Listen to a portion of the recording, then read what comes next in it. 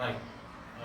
உங்களுக்கு தெரியும் ஒரு நல்ல பாடசாலையினுடைய பண்பு அல்லது இப்படி சொல்லுவோம், ஒரு பாடசாலையினுடைய அடைவு மட்டம், அதனுடைய பெர்ஃபார்மன்ஸ் லெவல் அதிகரித்தல் என்பதை தீர்மானிக்கின்ற மாறிகள் மற்றாத வேரியபிள்ஸ், அதை தீர்மானிக்கிற காரணிகள் என்பதை நாம் பார்த்தோம் என்றால், முதலாவது ஒரு வினைத்திறன் உள்ள ஒரு அதிபர், அதே போல கற்பித்தலில் ஆர்வம் கொண்ட தொழில்மை சார் ஆசிரியர்கள், வான்மை நிறுத்தி கொண்ட ஆசிரியர்கள், இது முக்கியமான ஒரு வேரியபிள்.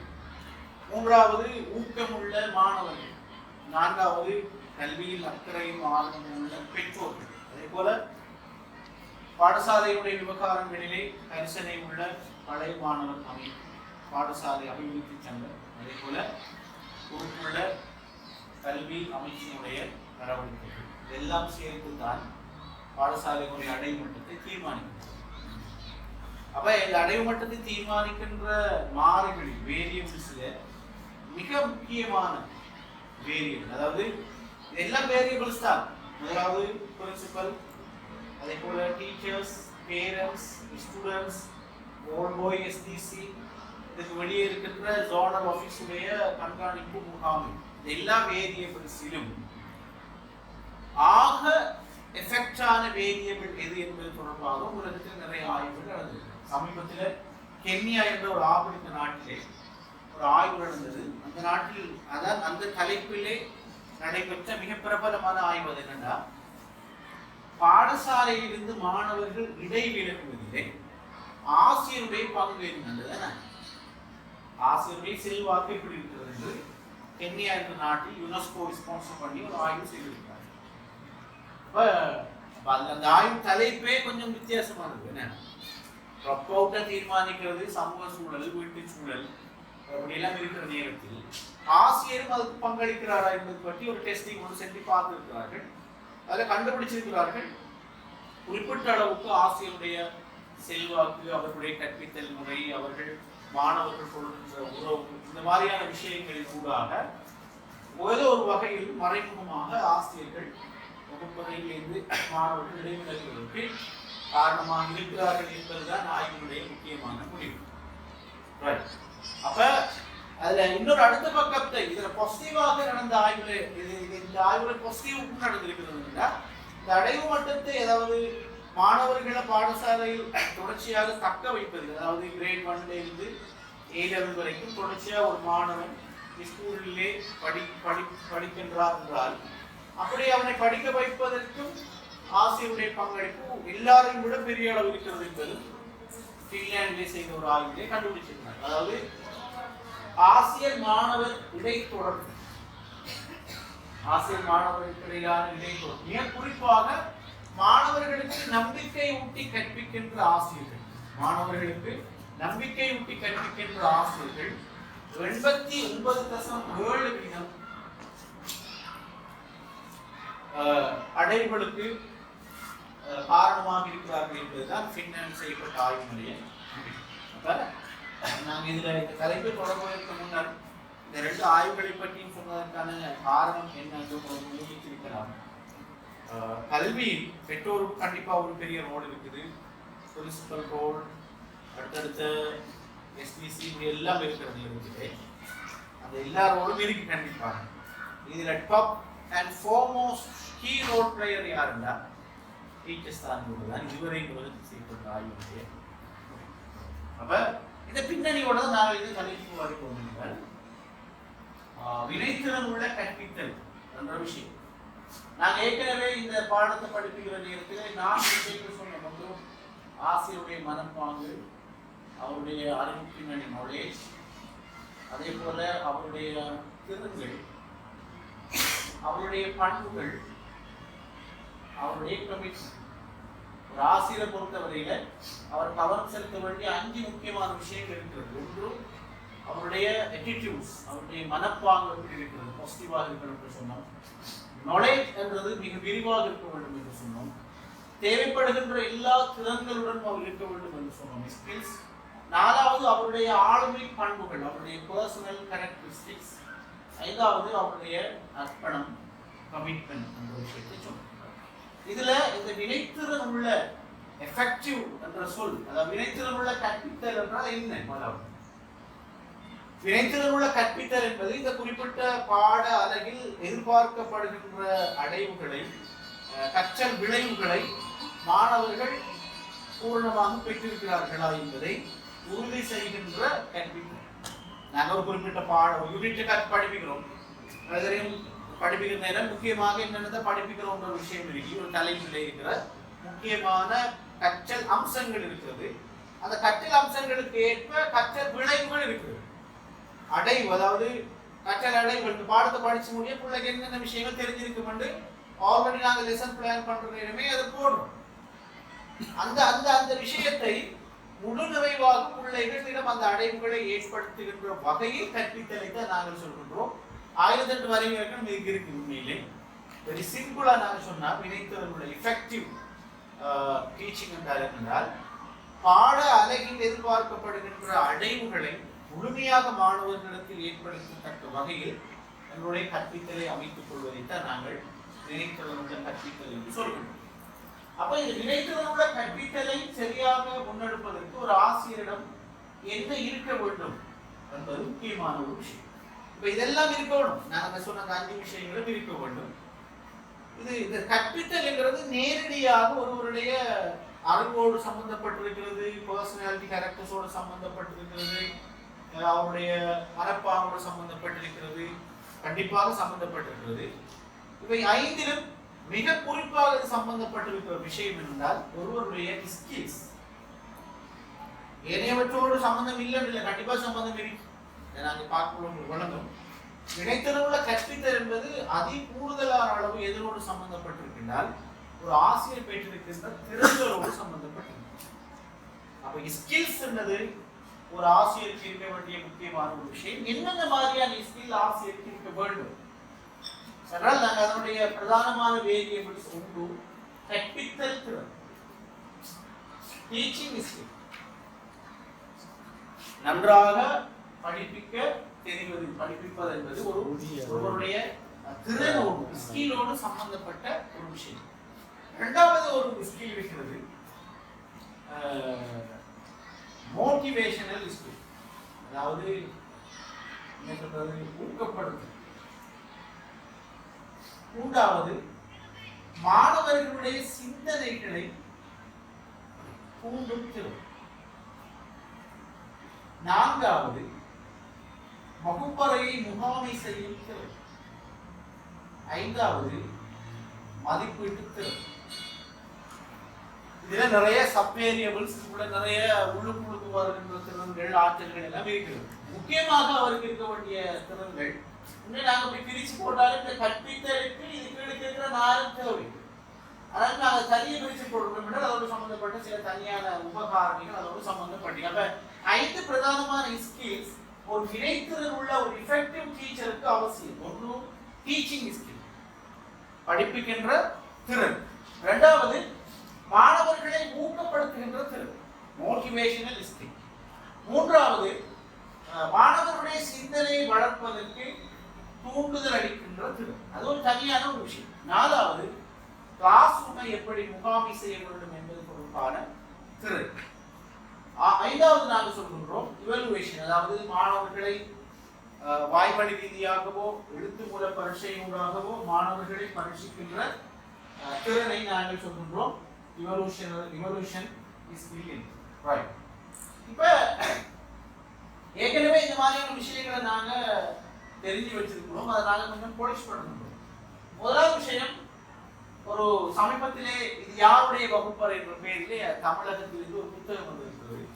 நான் நினைக்கிறேன் ஒரு 4-5 ஆண்டுகளுக்குள்ள வந்த புத்தகம். அது வெளிவந்த ஓராண்டிலேயே 50,000 பிரதிகள் அது விற்பனையாக இருக்குது.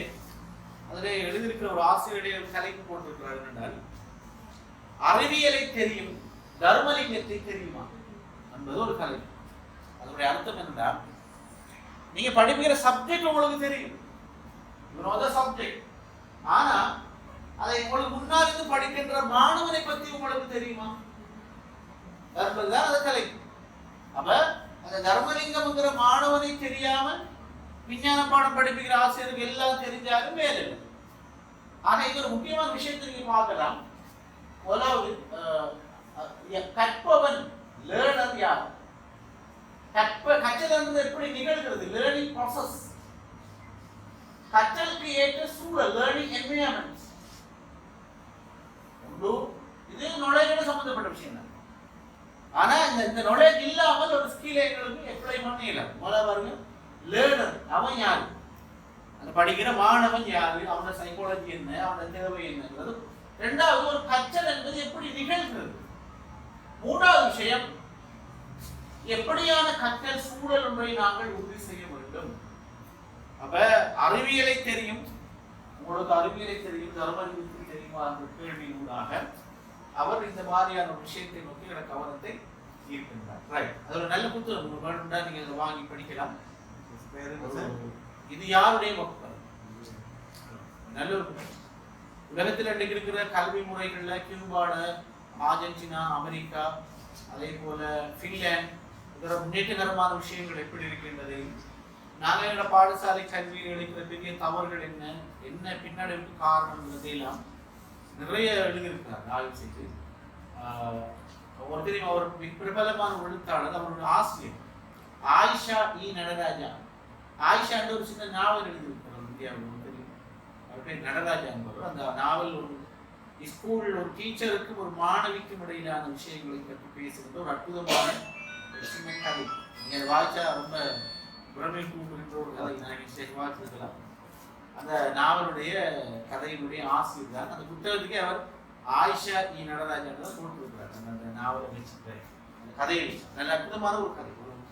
ஒரு டீச்சருக்கும் ஒரு பேரண்ட்டுக்கும் ஒரு ஸ்டூடெண்ட்டுக்கும் இடையில இருக்கிற இன்டராக்ஷன் எழுதியிருக்கார். அந்த உங்களை ரொம்ப உணர்ச்சிகரமாக அந்த கதை முறை பார்த்து.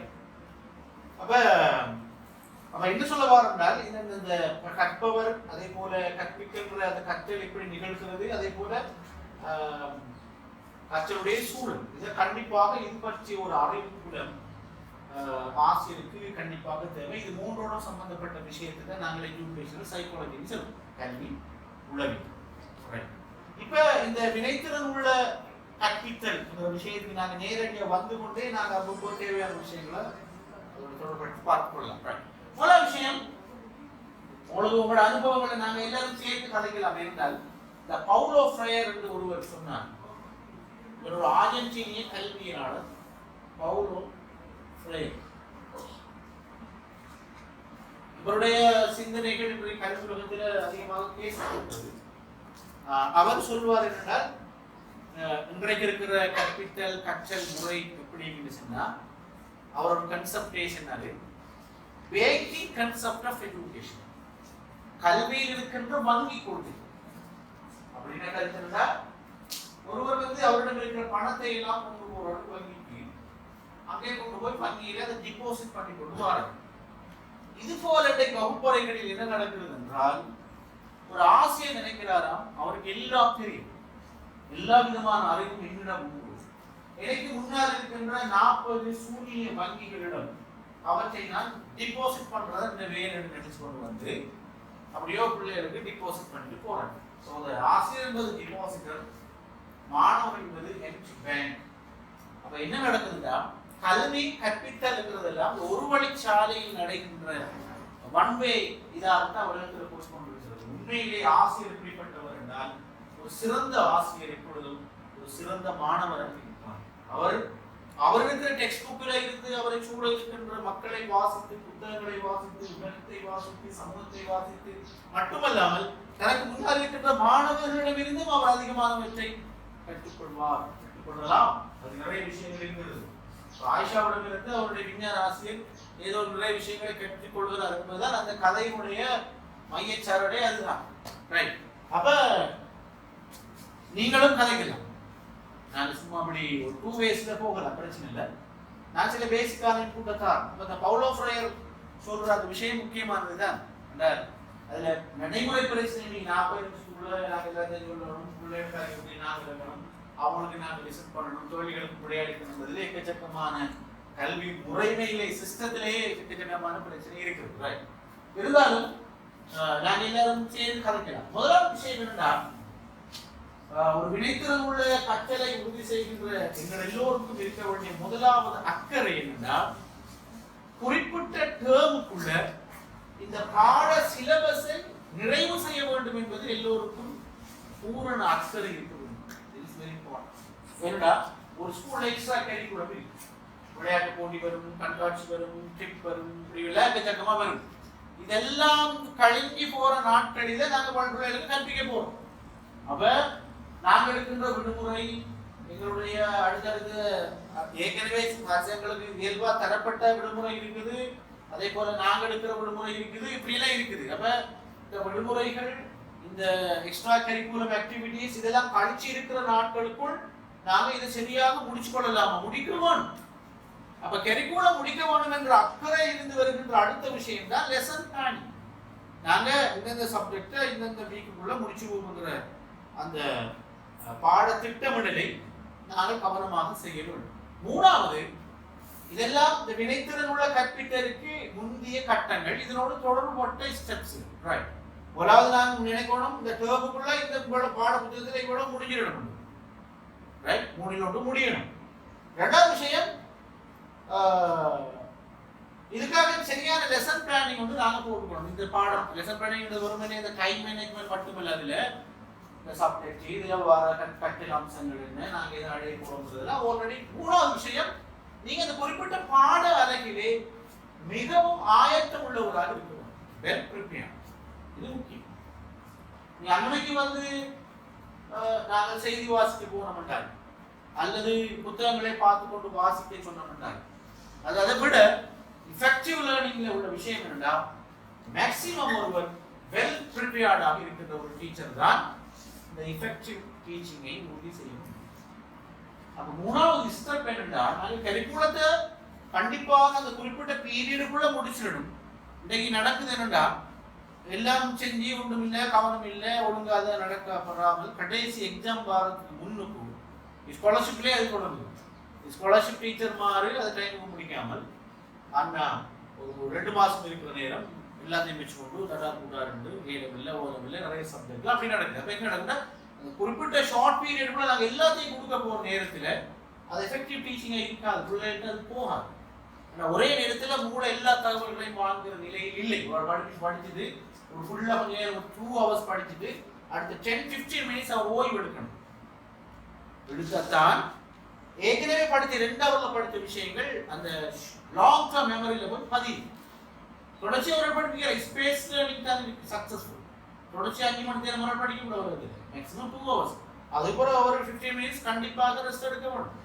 அப்ப நாங்க என்ன தொடர்ந்து பிள்ளைகளை வச்சு கொண்டு சிலபஸ் முடிக்கணும் படிச்சோம்னா சும்மா அந்த ஓட்டப்படத்துக்கு கண்ணுக்குள்ள கதை சிலபஸ் முடிஞ்சிடும், பெர்ஃபார்மன்ஸ் ஒன்று இருக்காது. அப்ப எங்களுக்கு கண்டிப்பாக அந்த குறிப்பிட்ட பீரியட் கூட கொஞ்சம் கூலாஸ் கொண்டு போகணும் சிலபஸ், இது முக்கியம். ரெண்டாவது லெசன் பிளான் பண்ணணும். தேர்ட், உங்களோட யூனிட்ல நீங்கள் மேக்ஸிமம் ப்ரிப்பேர் ஆகி இருக்க வேண்டும். வந்தா சும்மா எப்படி இருக்கணும்னா ஒரு விரிவுரை, ஒரு ஆசிரியர் படிப்பிக்கிறது, நல்ல உசரத்துல டேங்க் இருக்கின்ற ஒரு டெப்பை திறந்தா தண்ணி எப்படி ஓடும் அப்படி ஓடும். அதான் அது பிள்ளைகள்கிட்ட அது பிள்ளைகள் அப்படி நீங்க படிக்கிற நேரத்தில் முதலாவது உங்களை பற்றி ஒரு பிள்ளைகளுக்கு மனப்பாதி கொண்டு வருது என்னன்னா, இந்த டீச்சர் படிப்பிச்சால் நிறைய விஷயங்கள் தெரியும். சும்மா டெப்ப திறந்த மாதிரி மூடங்காட்டில் ஓடிக்கொண்டே இருக்கும். ஓடணும் தகவல்களும் தரவுகளும் செய்திகளும் துணுக்குகளும் அப்படி அந்த அளவுக்கு நான் ப்ரிப்பேர் ஆக வேண்டும். இன்னைக்கு ப்ரிப்பேர் ஆகல, இந்த ப்ரிப்பேரேஷன் உண்மையிலே நீங்க நினைச்சு கொடுங்க. நீங்க ஜியோகிராஃபி படிக்கிற ஒரு டீச்சர்னா ஸ்கூல்ல வழங்குற டெக்ஸ்ட் புக்ல இருந்து மட்டும் இந்த ப்ரிப்பேரேஷன் இல்லை, அதை சூழ இந்த புக்ல விற்கிற புத்தகம் இருக்கும், அதுலயே 4 விஷயங்களை வாசிக்க வேண்டும். இது இன்னைக்கு அன்பார்ச்சுனேட் என்ன நடக்குது தெரியுமா, புக்ல விற்கிற புத்தகத்தை பார்த்து வாசிக்கிறது எப்படி போனாலும் text புக்லே we are not prepared. ஒரு ஸ்கூல்ல ஒரு நடந்த சம்பவம், லாஸ்ட் ஸ்காலர்ஷிப் எக்ஸாம்ல ஒரு டீச்சர் கேட்டிருக்கிறார் மாணவர்கள், சீக்கிய சுவரோவியங்களுக்கு மிக சமூகமா இருக்கின்ற நகரம் எது என்று புள்ள சொல்லி இருக்கிறார். தம்புள்ளன் டீச்சர் சொல்லி இருக்கிறார், இல்ல கண்டி. அவர் டீச்சருக்கும் பிள்ளைக்கும் இடையிலே ஒரு முரண்பாடு. அவர் உண்ட வந்து கேட்கிறார், தம்புள்ள தான் எப்படி டீச்சர், அடுத்த டீச்சர் சொல்லிக்கா அது கண்டி தான் இருக்கு. அப்ப என்னடா அப்ப என்ன நடக்கும்னா பிள்ளையான தகவலை நாங்கள் கொடுக்கிறோம். தகவலை பிள்ளையா கொடுத்தோம்ன்றது மட்டுமல்ல அன்னைக்குள்ள பிரச்சனை. ஒரு டீச்சரை பற்றிய ஒரு மிஸ்பெர்செப்ஷன் பிள்ளையிடம் உருவாக்குது. நம்பகத்தன்மை என்ன செய்து பாதிக்கப்படுது. மூணாவது விஷயத்தை பாருங்க, பிள்ளை உணர்வு பூர்வமாக தான் பாதிக்கப்படுகிறார். நான் சரியா சொல்ற நேரம் டீச்சர் அதை ஏற்றுக்கொள்ள தயார் இல்லை என்றால் அது பிள்ளைட உள்ள மனோ இமோஷனலி அதை அவனை ஹர்ட் பண்ணும். அப்ப எக்கச்சக்கமான பிரச்சனைகள் வருது. ஏன்டா இதை நம்ம ஏன் வருதுன்னு சொல்றேன், நான் இதை நீங்க சரியாக ப்ரிப்பேர் பண்ணி இருந்தா உதாரணம் ஜியோகிராஃபி, நாங்கள் ஸ்ரீலங்கா ஜியோகிராஃபி படிப்பிக்கிற நேரம் அமெரிக்காட அமேசான் காட்டை பத்தி அவங்க கேள்வி கேட்கலாம். அதோட நீ அமேசான் காட்டை பத்தி கேட்காய், நான் அது ஒரு சிலபஸ் இதை மட்டும் கேட்க நாங்கள் செல்லலாம் இல்லை. ஏண்டா அப்டேட்டிங்ன்றது ஒரு டீச்சருக்கு முக்கியம். அதான் அந்த நாலேஜை பத்தி நாங்கள் சொன்னோம். அப்ப கொஞ்சம் பறந்துபட்ட சில நம்ம இன்டர்நெட்டோ விஷயத்தை பார்க்கும்போது நம்மளுக்கு கேள்வி கேட்போம். நாம அதை பார்க்கலண்டா அவன்கிட்ட மாட்டிக்குவோம்.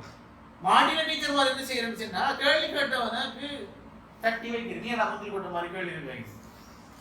பட்டமும் வச்சு முந்திரி கொட்டேன் ரெண்டால் நீ இப்படி இப்படி நம்பர் இப்படி தேவைக்கு ஆரம்பிச்சு கேள்வி ரொம்ப பேச முடியுது செல்ல வேணாம் என்றால் அவன் கூட தகவல் கிடைக்குது, கூட சிந்திக்கிறான். அப்ப நாங்கள் என்ன செய்யணும், அப்டேட் ஆகி இருந்தால் தான் இது. அப்ப வெல் ப்ரிப்பரேஷன் அண்ட் அப்டேட்டிங் என்றது இந்த டீச்சிங் ஸ்கில்ஸ்ல உள்ள முக்கியமான ஒரு விஷயம். அது நாலேஜ் ஆனா related to this skill of teaching.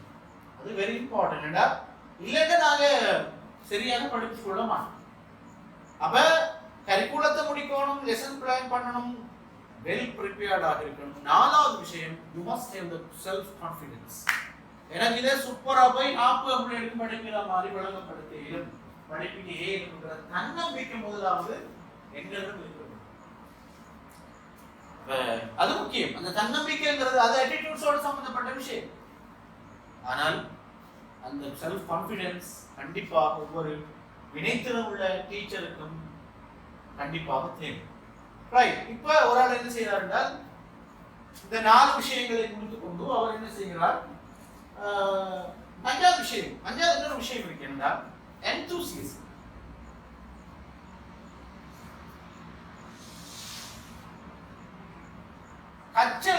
கற்பித்தலில் பேரார்வம் உள்ளவராக இருக்க வேண்டும். கற்பிக்கிறதுக்கு இன்ட்ரெஸ்ட் ஆகிருக்கணும் டீச்சர். இன்ட்ரெஸ்ட் இல்லாத மாணவன் எப்படி சரியாக எஃபெக்டிவா லேர்ன் பண்ண மாட்டானோ, இன்ட்ரெஸ்ட் இல்லாத டீச்சர் எஃபெக்டிவா ஒரு நாளும் டீச் பண்ண மாட்டான்.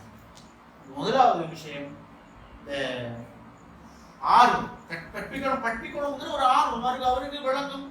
ஒரு பாடம் எனக்கு ஃப்ரீயா இருக்கக்கூடாது, இதெல்லாம் நான் படிப்பிக்கணும், எனக்கு சும்மா இருக்கலாம் ரெண்டு சொல்ற டீச்சராக நாங்கள் இருக்கணும். இதில் கருத்து நீங்க ஓய்வு எடுக்காம படிப்பீங்கன்னு நான் சொல்லல. ஒரு வகையான உள்ளுக்கும் எங்களுக்குள்ள இப்படியான ஒரு பேர் ஆர்வம். அதுதான் அந்த ஆங்கிலத்தில் பயன்படுத்தி சொல்ல பாருங்க. டிசையர் என்றும் ஆங்கிலத்தில் ஒரு சொல்லி, அதாவது போட்டில்லை. என்தூசியஸ்ம்ன்றது கொஞ்சம் கருத்து செறிவான ஒரு சொல். கற்பிப்பதிலே ஒரு பேர் ஆர்வம் இருக்க வேண்டும். இந்த 5ஓடும் தான் நாங்கள் ஒரு வகுப்பறைக்கு வருகிறோம். ஒன்று கரிக்குலம் நாம் எப்படி முடிக்கணும், டைப்பு லெசன் பிளான் பண்ணியாச்சு, நல்லா ப்ரிப்பேர் பண்ணிட்டோம். கற்றலில் எங்களுக்கு கற்பித்தலில் ஒரு ஆர்வத்தோடு வருகிறோம். அதே போல எங்களுக்கு கற்பிக்கலாம் என்ற நம்பிக்கையோடு தான் நாங்கள் ஒவ்வொரு நாளும் பாடசாலைக்கு வருகின்றோம். இப்ப நாங்கள் வகுப்பறைக்கு போகிறோம். இந்த 5ஓடும் ஒரு வகுப்பறைக்குள்ள நாங்கள் நுழைய போகிறோம். வகுப்பறைக்குள்ள நுழைகிற ஒரு எஃபெக்டிவ் டீச்சர், ஒரு வினைத்திறன் உள்ள ஒரு ஆசிரியர், முதலாவதாக அவர் என்ன செய்ய வேண்டும் என்பது முக்கியமான ஒரு விஷயம். நாங்கள் போனோம், ஒரு கொடியனை ஒரு பிள்ளைய மாணவனை எடுத்து கேட்கிறது அல்லது பொதுவாக கேட்கிறது. பிள்ளைகள் நேற்று நாங்கள் எவ்வளவு திருப்போம் வந்து கேட்கிற ஒரு teacher basically is not prepared. இரண்டாவது, அவர் கற்பித்தல் பேரார்வம் உள்ளவர் அல்ல, அவர் வினைத்துடன் உள்ள கற்பித்தலுக்கு பொருத்தமானவரும் அல்ல. ஏன்னா அவருக்கு தெரியணும் இவ்வளவுதான் விட்டோம், இன்னைக்கு தான் தொடங்கணும். ஏன்னா அவர் ப்ரிப்பேர் பண்ணி கொண்டு வரவரிடம் அந்த கேள்வி கொண்டு வராது. வேறு வரையும் கேள்வி வரலாம். அதாவது நேத்தினர் விட்டு ஞாபகம் கேட்கறதுக்கு அதை கேட்கலாம், அதுல பிரச்சனை இல்லை. நான் சொல்ற அடுத்த பக்கம் என்ன, இவருக்கே என்ன படிக்கணும் ஃபுல்லா மறந்துட்டு அவர் வேற ஒரு உலகத்தில் இருந்துட்டு காலையில் வந்து கடாரப்படாருன்னு சுபகுள்ள லேட் ஆகிட்டு குளிக்க இல்லை, அப்படியே வல்லத்து கட்டிட்டு உடுப்பு கொடுத்து ஓடியாது பிள்ளைட்டு போயிடாரு இன்டர்நெட் படிச்சு. அப்ப இது ஒரு நாங்கள் எப்படி எஃபெக்டிவ் டீச்சிங் செய்வோம். அப்போ முதல் விஷயம், அவர் வகுப்பறைக்குள்ள வார நேரத்துல முதலாவது வகுப்பறைக்குள்ள வார நேரத்தில் அவருடைய பர்சனல் கேரக்டரிஸ்டிக்ஸ் எப்படி இருக்கணும்னா முதலாவது சிரிச்சு கொண்டு அவர் வர வேண்டும். பீஸ் பிகின்ஸ் வித் ஸ்மைல் என்று அன்னை தெரேசா சொன்னார். அப்ப அமைதி, சமாதானம், அமைதி என்றதனுடைய அடித்தளம் புன்னகை தான். ஒரு டீச்சர் அவர் எந்த பாடம் படிப்பிக்கலாம், அதாவது பாரம்பரியமாக மரபு வழியாக மாணவர்களிடம் இருக்கின்ற ஒரு நம்பிக்கை, விஞ்ஞான ஆசிரியர், கணித ஆசிரியர், ஆங்கில ஆசிரியர் ரஃபான அவர் சிம்பிள் லேசில் பெறாரு அப்படிங்கிற ஒரு எதிர்பார்ப்பும் அவர்களுக்கு இருக்கு. நாங்கள் அதனை உடைச்சு கொண்டு எந்த பாடமாக இருந்தாலும் நாங்கள் பிள்ளைகளோடு சிரித்து கொண்டு வகுப்பறைக்கு வர வேண்டும். ஏனென்றா மாணவர் ஆசிரியரை விரும்புகிறார், நேசிக்கிறார், அவரோடு ஒரு அன்பு கொள்கிறார் என்பதற்கும் ஒருவருடைய கற்பித்தலுக்கும் மாணவருடைய கற்றலுக்கும் இடையில் தொடர்பு உண்டு. ஒரு வினைத்திறன் உள்ள கற்பித்தல், வினைத்திறன் உள்ள கற்றலுக்கும் ஒரு டீச்சர் ஆசிரியர் மாணவர் தொடர்பு உண்டு நான் போட்டு அவர் சிரிச்சு கொண்டு வரணும், அது முக்கியம். இப்ப அடுத்த கட்டம் என்ன, சிரிச்சு கொண்டு வந்தாச்சு, நீங்கள் பேசலாம். நம்ம வந்தா இப்ப என்ன செய்யணும், நாங்க ஃபுல் ப்ரிப்பேர் பண்ணி நம்பிக்கையோட சிரிச்சு கொண்டு உள்ளுக்கு வந்துட்டோம். இப்ப என்ன செய்வோம், நேற்று விட்டு அதே இடத்தில் இருந்து இன்று தொடர்புவது இல்லை. என்ன செய்வோம், மாணவர்களை உள ரீதியாக தயார்படுத்த என்பது மிக முக்கியம். ஏனென்றால் ஒரு வகுப்பறையில் இருக்கின்ற 40 மாணவர்களும் சமமான உளப்பண்புகளோடு, அறிவு பண்புகளோடு, பொருளாதார ரீதியான பண்புகள் உள்ள சூழ்நிலைகளில் இருந்து வந்தவர்கள் அல்ல. ஒவ்வொருபட்ட சூழல்களில் இருந்துதான் 40 மாணவர்களும் ஒரே வகுப்பறைக்கு வருகிறார்கள். அந்த 40 மாணவர்களும் இண்டிவிஜுவலி they are different. தனிப்பட்ட வகையில் ஒவ்வொருவரும் மிகவும் வித்தியாசமானவர்கள். ஒருவன் போதுமான அளவு உண்டுட்டு வரல, இன்னொருவன் எப்பயுமே சாப்பிடுற அதே பானை பருப்பு தான் தின்றுவார், இன்னொருவன் லேட்டாகி வந்து டிசம்பி மாசத்துல அடிபட்டு வருகிறான். ரைட், இப்படி இன்னொருவன் உமா அப்பா சண்டை பிடிச்சது கண்ணால இதெல்லாம் பார்த்து கொண்டு அவன் தூக்கம் போது அதே யோசனையோட வரான், குடியெல்லாம் வரான், எல்லாரும் தான் இவ்வளவு நிற்கிறாங்க. இப்ப நீங்க நேற்று விட்ட இடத்துல தொடங்கினீங்கன்னா அவன் ஒருத்தருக்கா நிற்க மாட்டான். முதல்ல நீங்க விஷயம் மழை வேணும்னா அந்த ஒரு மாணவனுடைய அட்டென்ஷன் ஏன் நாங்க செய்யறோம்டா, முதலாவதாக நாங்க சொல்லி பாருங்க, learner யாருங்கிறதையும் the learning process how is it be going எப்படி அது போகும், எப்படி அது நடக்குதுங்கிறத பத்தி எங்களுக்கு தெளிவு வேண்டும். பாருங்க என்ன நடக்குதுன்னா ஒரு effective learning எப்படி நடக்குதுன்னு பாருங்க. ஃபர்ஸ்ட் வந்து attention, இரண்டாவது concentration, மூன்றாவது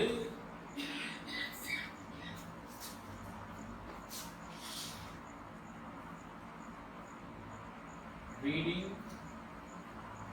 self study or teaching. அடுத்தது நடக்குது comprehension, நான் விளங்க கொடுத்துருக்கேன் comprehension. அடுத்தது installing in mind. அடுத்தது retrieval. இது பாருங்க permanent ஆயிடு ரைட் போட் தானே right effective right அது அடிக்கடி effective learning எப்படி நடக்குதுன்றத முதல்ல effective teacher ஆயிடுறா. right effective learning எப்படி நடக்குதுன்னு பாருங்க. முதலாவது மாணவருடைய கவனம், இதுல என்ன தொடங்குது, கவனம் இருந்தால் தான் மன ஒருமைப்பாடு. மன ஒருமைப்பாட்டுல ஒருவர் என்ன செய்யறான், அவன் வாசிக்கிறான் அல்லது செல்வா படிக்கிறான் அல்லது நீங்க அப்படி படிப்பீங்க. கற்றல்ன்றது இப்படி தான் நடக்குது. இந்த கற்றலை அட்டென்ஷனோடும் கன்சன்ட்ரேஷனோடும் தான் ஒருவர் செய்ய வேண்டும். அது ரீடிங்கா இருக்கலாம், செல்ஃப் ஸ்டடியா இருக்கலாம், அல்லது லிசனிங் டு டீச்சிங்கா இருக்கலாம். whatever அதோட வடிவம் எப்படி இருக்கலாம், கற்றல் நிகழுது.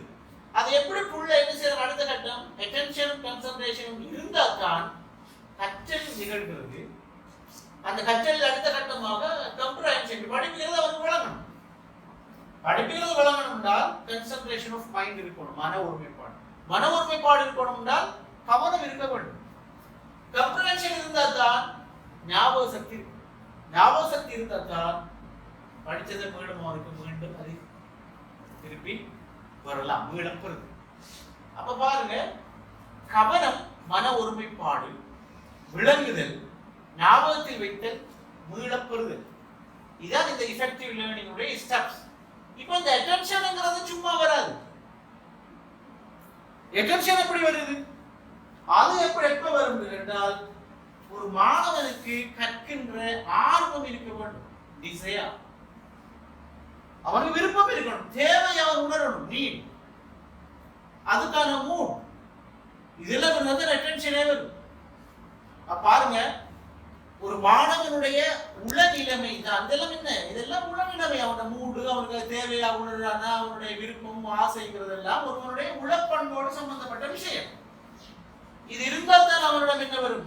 அட்டென்ஷன் வரும். அட்டென்ஷன் இருந்தால் தான் கம்ப்ரஹென்ஷன் வரும். கம்ப்ரஹென்ஷன் இருந்தால் தான் கான்சென்ட்ரேஷன் இருக்கு. கான்சென்ட்ரேஷன் இருந்தால் தான் கம்ப்ரஹென்ஷன். கம்ப்ரஹென்ஷன் இருந்தால் தான் அவன் இன்ஸ்டாலிங் இன் மைண்ட். அது இருந்தால் தான் அப்ப இதைத்தான் நாங்கள் உறுதி செய்ய போறோம். எஃபெக்டிவ் டீச்சிங் ஊடாக என்னத்தை உறுதி செய்ய போறோம்னா, இந்த ஸ்டெப் வரைக்கும் எக்ஸாம் ஹால்ல அவனுக்கு போதுமான அளவு விஷயங்களை மூளையிலிருந்து மனசிலிருந்து வெளியே எடுக்க வரைக்கும் உள்ள இந்த ஸ்டெப்புகளை உறுதி செய்வதுதான் உண்மையிலே இன்னொரு வகையிலே எஃபெக்டிவ் டீச்சிங். அப்ப ஒரு டீச்சருக்கு கிளாஸ் ரூம்ல போன உடனே அவர் என்ன செய்யணுமா இருந்தால், இந்த நீடும் மூடும் டிசையாரும் வருகின்ற ஒரு மைண்டை அவர் ப்ரிப்பேர் பண்ண வேண்டும். Mental preparation, that is the first step. Mental ப்ரிப்பேரேஷனுக்கு என்ன செய்ய வேண்டும் என்று கல்வி உளவியலாளர்கள் நிறைய விஷயங்களை சொல்லி தருகிறார்கள். முதலாவது விஷயம் என்னன்னா, அவர் ஒரு வேலை செய்யலாம், பிரைன் ஸ்ட்ரோம் பண்ணலாம். பிரைன் ஸ்ட்ரோமிங் என்றது என்றால் சிந்தனை கிளறு. அப்படின்னா என்ன செய்யலாம்? ஒரு நாட்டில் நடக்கிற ஒரு வினோதமான ஒரு பிரச்சனையை அல்லது சமூக ரீதியான ஒரு முக்கியமான ஒரு செய்தியை, ஒரு துணுக்கை மாணவர்களுக்கு சொல்லுது. அது உலகமாக இருக்கலாம், இலங்கையாக இருக்கலாம். ஒரு பொருளாதார, சமூக, இராணுவ, அரசியல் சம்பந்தப்பட்ட ஒரு துணுக்கை, ஒரு செய்தியை, முக்கியமான ஒரு சம்பவத்தை பிள்ளைகளுக்கு சுருக்கமாக சொல்லி பிள்ளைகள் அந்த சிந்தனையை கிளர்ந்தது. அப்ப மென்டலி they are prepared. இன்னொன்று நாங்கள் செய்ய வேண்டியது, இமோஷனலி அவங்கள பேலன்ஸ் பண்ண வேண்டும். மனவெழுச்சி ரீதியில் மாணவர்களை சமநிலைப்படுத்து. அப்படின்னா, இந்த 40 பேர் ஒருவர் இருக்கான் பயத்தோடு, 40 பேர் ஒருவர் இருக்கான் கவலையோடு, 40 பேர் ஒருவர் இருக்கான் பசியோடு, 40 பேர்ல ஒருவர் இருக்கிறார் ஒரு வித்தியாசமான உணர்வுகளோடு. இப்ப அவர்கள் எல்லாரையும் என்ன செய்யறால் மகிழ்ச்சியானவர்களாக மாற்றுவது. மகிழ்ச்சி ஒரு முக்கியமான இமோஷன். அவ மகிழ்ச்சியாக பிள்ளைகளை மாற்றுதல். அப்ப என்ன செய்யலாம்? அதுக்கு ஒரு சின்ன ஜோக் சொல்லலாம். அப்ப நிறைய புதிய புதிய ஜோக்களை சொல்லிங்க. அதுக்காக நாங்கள் நிறைய வாசிக்கணும் தொடர்பு. நீங்க ஜோக் சொல்லலாம், ஆனால் உங்களை நீங்கள் ஒரு கோமாளியாக பிள்ளைகள் விளங்கிக் கொள்ளக்கூடாது என்பதில் மிக கவனமாக இருக்க வேண்டும். சில ஆட்கள் என்ன, அந்த மாணவர் ஆசிரியர் இடைத்தொடர்பு எப்பொழுதும் டெமோக்ராட்டிக்காக இருக்க வேண்டும், ஜனநாயக பூர்வமாக.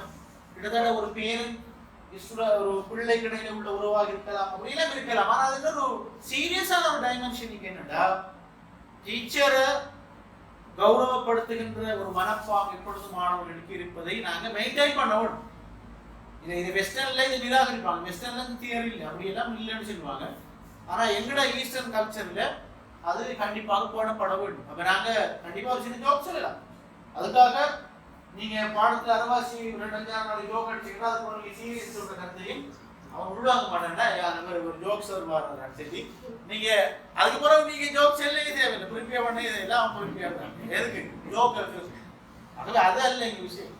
அப்ப நீங்க ஒரு ஜோக் சொன்னீங்கன்னா பிள்ளைகள் சந்தோஷமா சிரிச்சு கட்டினா நாங்கள் எல்லாரும் அமைதிப்படுத்துவாங்க. அதுக்கு பிறகுதான் நாங்கள் என்ன செய்யணும், பாடங்களை ஆரம்பிக்க வேண்டும். ரைட். இப்ப இப்ப நாங்கள் ஒரு பிரைன் ஸ்டார்ம் பண்ணிட்டோம் அல்லது ஒரு இமோஷனலி அவங்கள பேலன்ஸ் பண்ணதுக்கு பிறகு நாங்கள் என்ன செய்யறோம், நாங்கள் நல்லா தயாராகி கொண்டிருக்கின்ற பாடத்தை நாங்கள் ஆரம்பிக்க போகிறோம். அப்ப அப்படி ஆரம்பிக்கின்ற நேரத்திலே நாங்கள் ஒரு வகுப்பறையிலே ஒரு ஆசிரியர் கற்பிக்கிற பொழுது அவர் எப்படி எப்படி அவருடைய திறமைகள் வெளிப்பட வேண்டும், அவர் என்னென்ன செய்ய வேண்டும் என்பது தொடர்பாகவும் கல்வியியலாளர்கள் நிறைய விஷயங்களை சொல்கிறார்கள். முதலாவது ஒரு விஷயம் என்ன கேட்டால், ஒரு நாளும் படிப்பிக்கிற ஆசிரியர் எப்பொழுதும் உற்சாகம் உள்ளவராக இருக்க வேண்டும். ஏண்டா லேர்னிங், ஒரு எஃபெக்டிவ் லேர்னிங் யார்கிட்ட இருக்கும் என்று சொன்னா ஒரு ஒரு உற்சாகம் உள்ள ஒரு பிள்ளைகிட்ட இருக்கும். அப்ப டீச்சர் எப்பொழுதும் எப்படி இருக்கணும்? உற்சாகம் உள்ளவராகவும் ஸ்மார்ட்டானவராகவும் அவர் இருக்க வேண்டும். அதோட இன்னொரு விளைவு என்னென்றால், அப்படிப்பட்ட ஒரு ஸ்மார்ட்டான உற்சாகமான ஒரு ஆசிரியருடைய ஒரு அடுத்த பண்பை கேட்டால், அவர் ஒரு நாளும் பெல் அடிச்சு வந்து சேர்ல இருந்து இன்னொரு பெல் அடிக்கும் வரைக்கும் அங்கே இருக்க மாட்டாங்க. பெல் அடிச்சாங்க வருவாங்க, வந்து அஸ்ஸலாமு அலைக்கும் வலைக்கும் அஸ்ஸலாம் சேர்ல இருந்தார் என்றால் பாடம் முடிவு கிடைக்கிற பெல் நேரம் தான் அவர் ஒழுங்குவாங்க. அவர் என்ன இந்த கொரோடால 3 தடவை போய் வரணும், பின்னால் அப்படி போய் வரணும். எல்லா பிள்ளைகளையும் க்ளோஸாக அப்சர்வ் பண்ணணும். அவர் இன்னைக்கு யாரு வரலன்றதை அவருக்கு தெரியணும். நேற்று யாரு வரல, இன்னைக்கு அவன் வந்திருக்கிறானா, இன்னைக்கு யாரு வரல, இப்படி ஒரு ஓவரோலா ஒரு நோட்டம் நடக்கும். நாங்க யாருக்கு படிக்கிறோமோ அந்த ஒவ்வொருவரை பற்றியும் எனக்கு தெரிஞ்சிருக்க வேணும். நோமலாக ஓவரோலாக அந்த பாட வேளையில எங்களுக்கு தெரிஞ்சிருக்க வேணும் இவன் எப்படி இப்ப இருக்காங்க. அப்பதான் அவனுக்கு அது நாங்க சொல்ற மெசேஜ் நம்ம சொல்றது கேட்டுக்கொண்டீங்கன்னா டீச்சர் படிப்பாங்க அப்படின்னா பின்வாரிசில உள்ளவன் பக்கத்தில் உள்ளவன் சொல்லி கொண்டீங்க, இன்னொருவன் இரவு பார்த்து படத்ததே இன்னொரு வந்து டைப் பண்ணி சரியா, அடுத்தவன் வந்து அவன் முன்னுக்குள்ள மாணவன் தெரியாம அவனுக்கு கிள்ளிக்கிட்டீங்க. இதெல்லாம் நடந்து கொண்டீங்க. எஃபெக்டிவ் டீச்சர் படித்து கொண்டு நிற்பான். அது நடக்காது. அப்படி ஒரு டீச்சிங் இல்லை. அது எஃபெக்டிவ் டீச்சிங் நான் சொல்ல மாட்டேன். அப்போ முக்கியம் அது கிளாஸ் ரூம் மேனேஜ்மெண்ட் சம்பந்தமான தியரிஸ் நிறைய. அது எப்படி நான் அந்த கிளாஸ் ரூம் மேனேஜ் பண்றது அதெல்லாம் நீங்கள் எடுக்கல. மேனேஜ்மெண்ட் ஸ்கில்ஸோட அவ்வளவு நேரடியாக கற்பித்தோட சம்பந்தப்பட்ட ஒரு விஷயம் தான் அது. நாங்கள் அதை எடுக்கல, தனியாக நாங்கள் பேச வேண்டிய விஷயங்கிறதுனால. எனவே நாங்கள் சொல்ல வரேன், எல்லாரையும் அவர் ஒரு முறை நோட்டமிட வேண்டும். எஃபெக்டிவ் டீச்சர் புன்னகையோடு வருகிறார், பிரைட் ஸ்ட்ரோம் பண்ணுகிறார், பிள்ளைகளை இமோஷனலி பேலன்ஸ் பண்ணுகிறார், அவரே பாடத்தை ஆரம்பிக்கிறார். ப்ரோஆக்டிவ் சொல்லுவார். அவரே பாடத்தை ஆரம்பிக்கிறார். எல்லாரையும் அவர் நோட்டம் விடுவார். அதே போன்று க்ளோஸ்லி எல்லாரையும் அவர் அப்சர்வ் பண்ணுவார். இப்ப அவருடைய பாடத்தை அவர் ஆரம்பிக்கிற நேரத்தில் அவருடைய சவுண்ட் எல்லாருக்கும் கேட்கக்கூடிய மாதிரி இருக்க வேண்டும். சிலாக்களுக்கு முன்னுக்குள்ளவனுக்கு சவுண்ட் நல்லா கேட்குது, பின்னுக்குள்ளவனுக்கு கேட்கவில்லை என்றாலும் அவர் நல்லா சொல்லுவார். அல்லது அவருடைய கவனம் சிதைக்கிறது. தெரியுமா, ஒரு மாணவனுடைய கவனம் எந்த ஒரு பாடத்திலும் 100% எவ்வளவு நேரத்தில் இருக்கும் என்றால் மேக்ஸிமம் 15 minutes. 16வது நிமிடத்தில் இருந்து இந்த மாணவனுங்கிறவனுக்கு 50 வயசு வைக்கிறான். மாணவன் தான் முறைசார் கல்வியோ இன்ஃபார்மலோ நான்ஃபார்மலோ ஃபார்மலோ எந்த மாணவனும் மேக்ஸிமம் 15 minutes தான். அது பெரிய உரை தூதர் வந்து படிப்பிச்சு 16வது நிமிடம் என்ன செய்தால் அவனோட கவனம் கொஞ்சமாக சிதற தொடங்கும். அப்ப என்ன நடக்குதுங்க, வினைத்தல் ஒருவர் வந்து நல்ல மனோபாவம் உள்ளவர், நல்ல ஸ்கில், கமிட்மெண்ட், எஃபெக்டிவ் டீச்சிங் அவருக்கு எல்லாம் தெரியுது. ஆனா முன்னால் உள்ள மாணவர்களை அவர் சரியாக புரிந்து கொள்ளவில்லை என்றாலும் எஃபெக்டிவ் டீச்சிங் அவரால் உறுதி செய்ய முடியாமல் போய்விடும். ஏனென்றால் 15 மேல அவர் எப்படி வச்சுக்க போறோம்? இதுக்கு தான் நாங்க என்ன சொல்றோம்னா, அவர் அடிக்கடி என்ன செய்யணும்னா சொல்லுவார்கள் ஸ்டிமுலி சேஞ்ச்,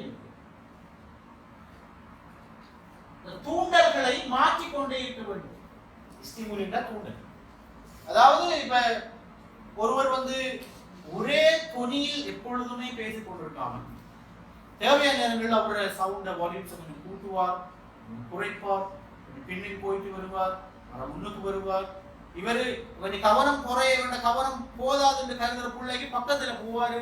இப்படியெல்லாம் செய்யற நேரம் தான் அந்த கற்பித்தலை பிள்ளைகள் சரியாக க்ளோஸ்லி வந்து லிசன் பண்ணுவாங்க. இல்லைன்றால் இவர் அவடத்தையே ஆணி அடிச்ச மாதிரி நிற்கிறார், அல்லது கதிரையில குட்டிக்கிற வேல் பிடிச்சுக்கொண்டு பிள்ளைகள் எல்லாம் ஒரு உலகத்தில் இயங்கி ஒரு படிப்பிச்சோடு வைத்திருவார். அது அந்த விஷயம். நாங்க என்ஷூர் பண்ணணும், நிச்சயப்படுத்திக் கொள்ளணும்.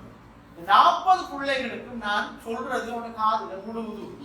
2வது உழுறது மட்டுமல்ல, அவன் அதை உள்வாங்குறானாங்கிறத நாங்கள் உறுதி செய்ய வேண்டும். அப்ப இதுல இந்த உள்வாங்குறதுல உள்ள விஷயம் என்றால் ஒருவருடைய பிரசன்டேஷன் ஸ்கில்ஸ்.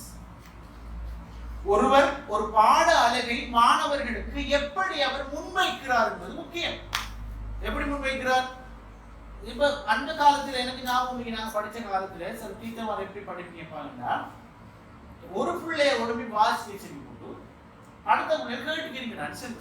இதை இப்ப நினைக்க வழங்குது, இவரெல்லாம் வந்து ரெடி ஆகி வரல பாடுது. இந்த விஷயம் தான்.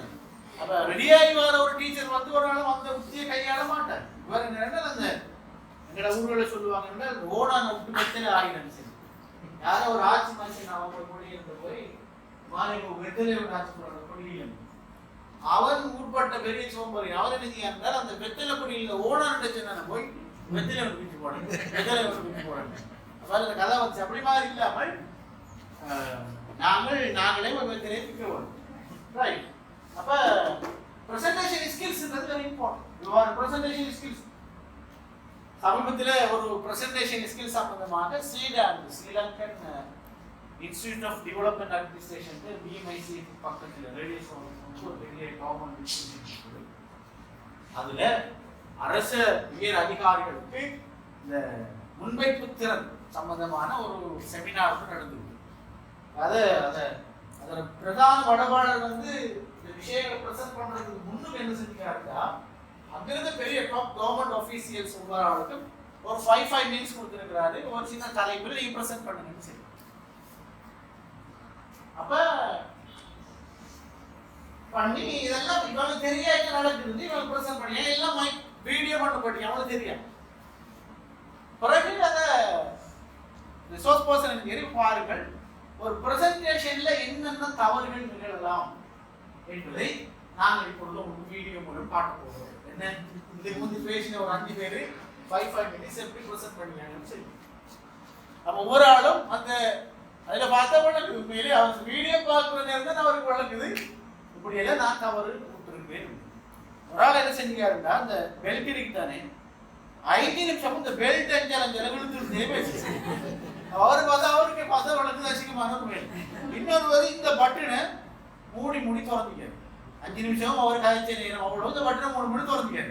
இப்படி ஒவ்வொரு ஆளும் ஏதோ ஒரு வேலையை செஞ்சு கொண்டு வந்துருக்காங்க. அப்ப பிரசன்டேஷன் எப்பொழுதும் அந்த மாதிரியான மரபு வழி தவறுகளோடும் நிகழாமல் மேக்சிமம் பிரசன்டேஷன் உண்மையிலே இப்ப நான் நார்மலி இந்த பிரசன்டேஷன் பவர் பாயிண்ட் பிரசன்டேஷன் நாங்க சொல்லல, அதுவும் ஒரு வகைப்பட்ட பிரசன்டேஷன். அதுதான் இன்னைக்கு அந்த மாதிரியான பிரசன்டேஷன் கூட கற்பிக்க வேண்டும்ன்றதுதான் ஸ்மார்ட் ஸ்கூல் கான்செப்ட். அது விலை நல்ல என்றால் எந்த அளவுக்கு நாங்க ஒரு கற்பித்தலை மேக்சிமம் நீங்க விளை கொள்ளுங்க, எந்த அளவுக்கு நாங்க மேக்சிமம் விஷுவலைஸ் பண்ணுறோம், காண்பியங்களின் ஊடாக கற்பிக்கின்றோமோ அதனுடைய விளைவு எஃபெக்டிவ் வந்து மிச்சம் நாங்கள் அந்த படமாக காட்டும்.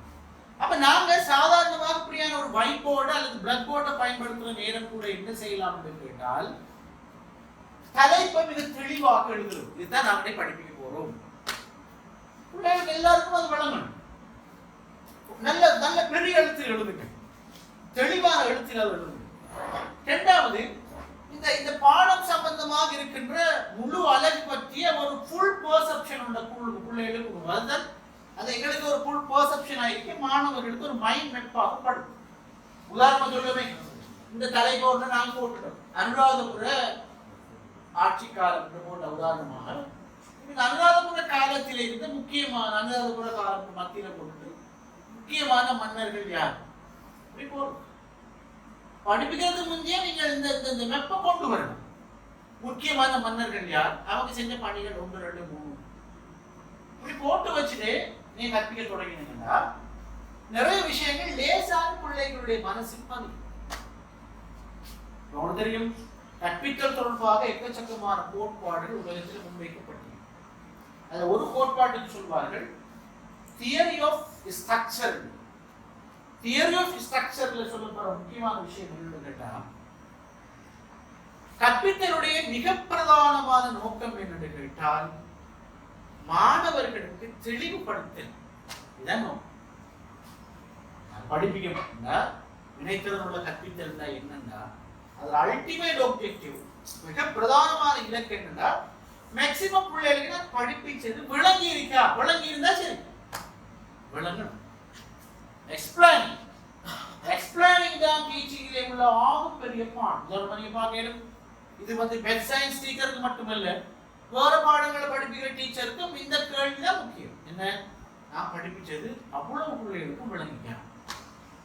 அவ்வளவு பிள்ளைகளுக்கு நீத்தரம் கூடியவனுக்கு நீங்க சொல்றதுக்கு முந்தைய சில விஷயங்கள் விளங்கி, ஒரு தரம் சொன்னா 2 தரம் சொன்னா விளங்குறவன் இருப்பான், 3 தரம் 4 தரம் சொன்னா விளங்குறவன் இருப்பான். மெல்ல கற்போர் ஸ்லோலன் இருக்கிறார், கற்றல் குறைபாடு உள்ள டிசலெக்சியா இந்த மாதிரியான பிள்ளைகள் இருக்கிறாங்க. அப்ப எல்லாருக்கும் விளங்குற மாதிரி கற்பிக்க வரும். அப்படின்னா சில நேரம் சில விஷயங்களை ரீட்டரேட் பண்ண வேண்டும் என்று சொல்வார்கள். அதாவது திரும்ப திரும்ப வலியுறுத்தி சொல்லுங்க.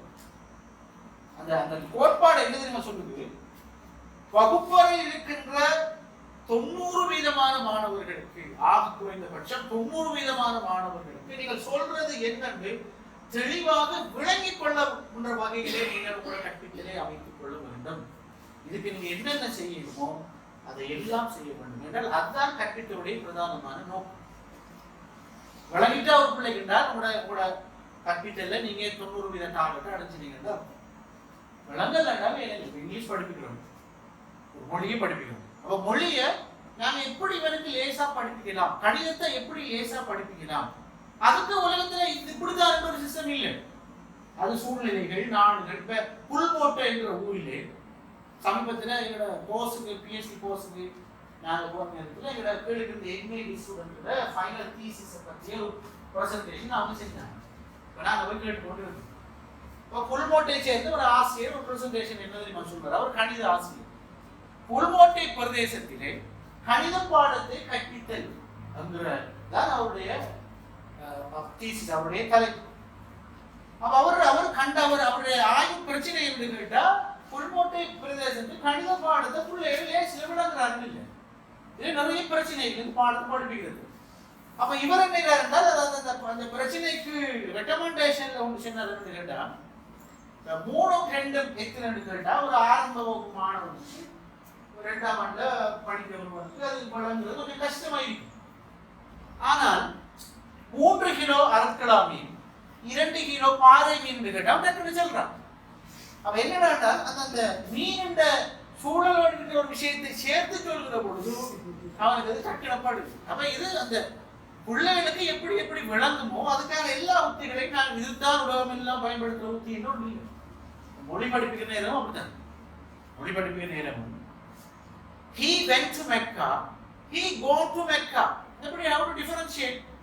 அது அப்படித்தான் வரும். அது இப்படி சொல்ற past perfect, இது past. அவருக்கு விளங்குது. அதாவது விளங்கப்படுத்தணும், அதை நீங்க இதுதான் வித்தியாசம் விளங்கப்படுத்தணும். he came-க்கும் he has come-க்கும் என்ன வித்தியாசம்? சாதாரண உங்களோட சின்ன உதாரணங்களின் ஊடாக சொன்னாத்தான். ஏன்னா தாய்மொழி தளம் ஸ்ட்ராங்கா இல்லாமல் செகண்டரி லாங்குவேஜ் ஒன்றை படிப்பிக்க முடியாது. இப்ப நீங்க பாருங்க, தமிழ் முஸ்லிம் பாடசாலைகளில் ஆங்கில மொழியை அல்லது ஆங்கில மொழியை சிங்கள ஆசிரியர்கள் கற்பிப்பதில் உள்ள நடைமுறை பிரச்சனைகள் என்னன்னு நீங்க ஆய்வு செய்யணும். என்ன பிரச்சனை? அவருக்கு அந்த ஃபர்ஸ்ட் லாங்குவேஜ் ஊடாக அந்த எக்ஸ்பிளனேஷன் கிடைக்குது இல்லை. கிடைக்காட்டி என்ன நடக்கும்னா, ஆங்கில மொழி கற்றலை அடைவுகளை அது மிகவும் தாமதப்படுத்தும் அல்லது பலவீனப்படுத்தும். இது ஆய்வோட முடிவு. ஏனென்றால் இதற்காக எங்கட மொழியில் எப்படி சொல்றாங்க நீங்க சொன்னதான் அந்த 2வது மொழியினுடைய அர்த்தம் அவனுக்கு படும். எக்கச்சக்கமான விஷயங்கள் மொழியிலே இருக்கு. அப்புறம் என்ன சொல்ல வாரண்டா, பிள்ளைக்கு நாம என்ன சொல்றது விளங்குதான். கற்பித்தலிலே பிரதானமான இலக்கு அதுதான். என்னடா நாம் எந்த அளவுக்கு தூரம் அதை விளங்கப்படுத்தும். சில நான் கண்ட ஒரு அனுபவத்தில் என்னன்னா, சில பயங்கரமான மெஸ் டீச்சர்கள் இருப்பாங்க. ஒரு கணக்கு கொடுத்தா எங்களோட உள்ளூராளி இருந்தார் அசீஸ் ராஜான்னு, பயங்கரமான தலை, நிறைய துறைகளை படிச்சு கடைசி அவருக்கு கொஞ்சம் மென்டல் இதாயிடுச்சு. அவர் கணக்கு சொன்னா இப்படி தலையாடிட்டு விடைய சொல்லுவார். ஒரு மெஸ் ஒரு பயங்கரமான கணக்கு சேர்ந்து எத்தனை ஸ்டெப்ஸ் இருக்குதானே, அது ஷார்ட் கட்ல போய் சொல்லிடுவாரு. அவரு விஷயம் என்னன்னா, அவர் நல்ல மெஸ்டரின் புலி, மனித புலி, ஆனா கூட கணக்கு படிக்க தெரியும். தெரிய மாட்டேன் விஷயம். அது எப்படி நாங்க எக்ஸ்பிரஸ் பண்றோம், எப்படி டீச் பண்றோம்ன்றது முக்கியம். நிறைய திறமைசாலி இருப்பாங்க, நல்ல விஷயம் உள்ளாளப்ப அவருக்கு.